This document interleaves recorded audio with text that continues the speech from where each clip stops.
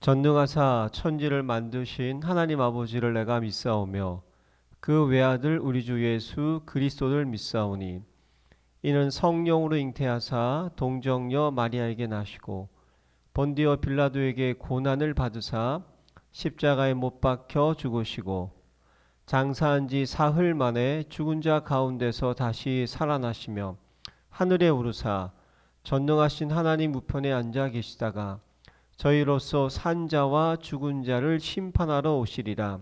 성령을 믿사오며 거룩한 공회와 성도가 서로 교통하는 것과 죄를 사하여 주시는 것과 몸이 다시 사는 것과 영원히 사는 것을 믿사옵나이다. 아멘.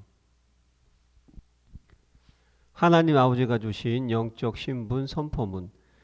나는 전능하신 창조주 하나님의 당당한 자녀다. 나는 이전 것에서 완전히 거듭난 새로운 피조물이다. 나는 그리스도 예수 안에서 완전한 자로 다시 태어났다. 나는 하나님의 사랑을 받는 보배롭고 존귀한 자이다. 나는 모든 것을 가진 부자요 이 시대의 복의 근원이다. 나는 캄캄하며 혼돈하고 공허한 이 세상을 비추는 생명의 빛이다. 나는 능력을 주시는 성령 안에서 무엇이든지 할 수 있는 자다. 나는 하나님의 자녀로서 주께서 주신 하늘과 땅의 상속자다. 나는 세계복음을 위해 선택받은 왕같은 제사장이다. 나는 천만 천사의 보호와 하늘의 영광을 누리는 하늘나라 백성이다. 아멘. 행복한 정식기도 시간입니다. 잊지 마세요. 내 인생 최고의 사명. 삶의 이유가 있고 가치가 있는 것입니다. 삶의 방향이 있습니다. 길이 있습니다. 내 마음대로 사는 게 아닙니다. 내 뜻대로 살면 멸망합니다. 정확한 복음을 알고 전하는 사람, 정인 되는 거죠.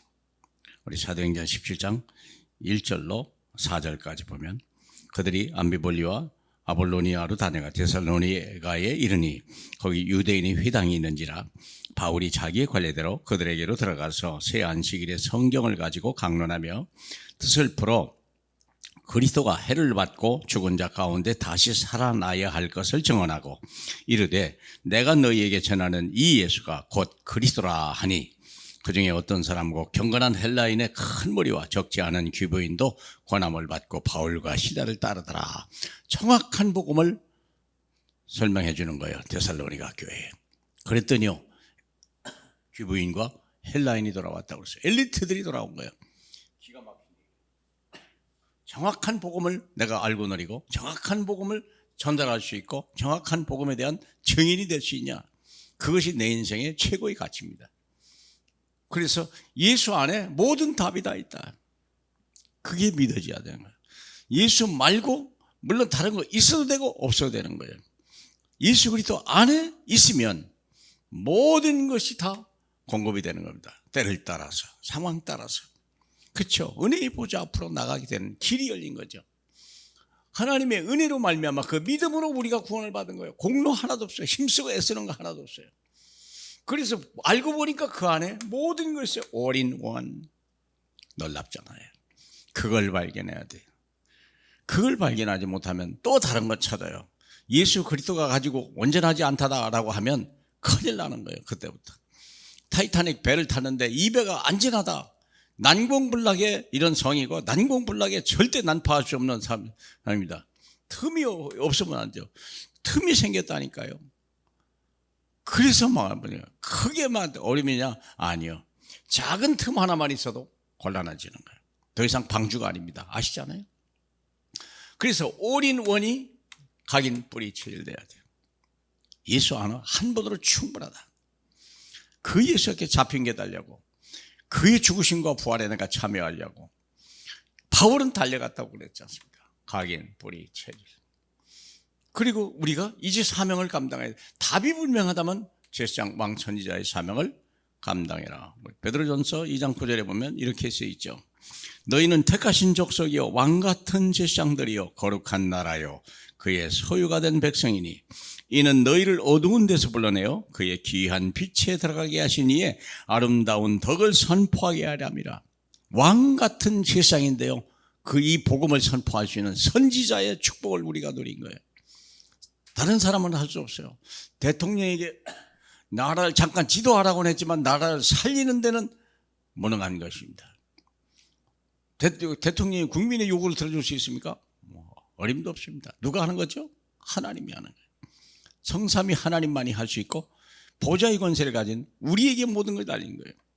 그렇기 때문에 유일한 길이요, 세상 살리는 다른 길이 없어요. 전하인간의 구원 얻을 다른 이름을 우리에게 주신 일이 없어요. 그래서 그 예수 그리스도를 영접하면 돼요. 뭐 하면 안 돼요? 접신하는 거 말고, 접신자가 있으면 큰일 나는 거예요. 영접을 해라. 그 예수가 그리스도다 인격적으로 우리가 만나야 돼요. 접신하는 거요, 거의 강권적으로 돌아버리는 거예요. 모든 요즘에 이단들이 다 접신하는 거예요. 모든 무당 무속이 접신하는 거예요. 그러나 우리 주 예수 그리스도는요, 영접하며 인격적으로 돌아오시는 거예요. 합리적으로 돌아오시는 거예요. 그래서 요한일서 5장 1절로 13절, 예수 그리스도 안에 있는 생명입니다. 그 예수 그리스도가 없으면 생명이 없는 겁니다. 예수 안에만 생명이 있습니다. 생명은 사망을 이기는 것이고 생명에 있는 빛은요, 세상을 밝히는 것입니다. 사랑하는 여러분, 그래서 우리에게 주신 사명이 큽니다. 더 중요한 거, 항상 은혜의 강물 속에 있으라. 잠시 은혜 받고 떠나면 안 돼요. 성령을 소멸하면 안 돼요. 하나님의 영혼을 멸시하면 안 돼요. 소멸될 수 있다는 걸 아는 걸 아셔야 돼요. 그래서 우리는 시편 1편 주야로 묵상해야 돼요. 어려울 때 기도하세요. 묵상하세요. 말씀을 생각하세요. 말씀에 잡히세요. 육신의 생각이 잡히면 죽습니다. 로마서 8장 6절에 육의 생각은 사망이라고 그랬어요. 많은 사람의 감정이 잡히고 막 기분에 따라 잡혀버리는 거예요. 사망입니다. 그러나 영의 생각은 생명과 평안이라고 그랬습니다. 하나님의 말씀에 사로잡힌 저와 여러분 돼서 항상 기뻐하고 쉬지 말고 기도하고 늘 범사에 감사하는 하나님의 증인으로 이 세상을 비추는 생명의 빛으로 우뚝 서시길 주님의 이름으로 축복합니다. 하나님 감사합니다. 저희 속에 와 계신 주님을 감사합니다. 주님이 내 안에 와 함께해서 늘 마음과 생각과 몸을 내 삶을 지켜주시니 감사합니다. 나를 따라오라, 내가 너를 사랑 낚는 어부가 되게 하리라 하신 우리 주님, 우리를 끝까지 인도해 주시옵소서. 영광 받으실 예수님 이름으로 기도합니다. 아멘.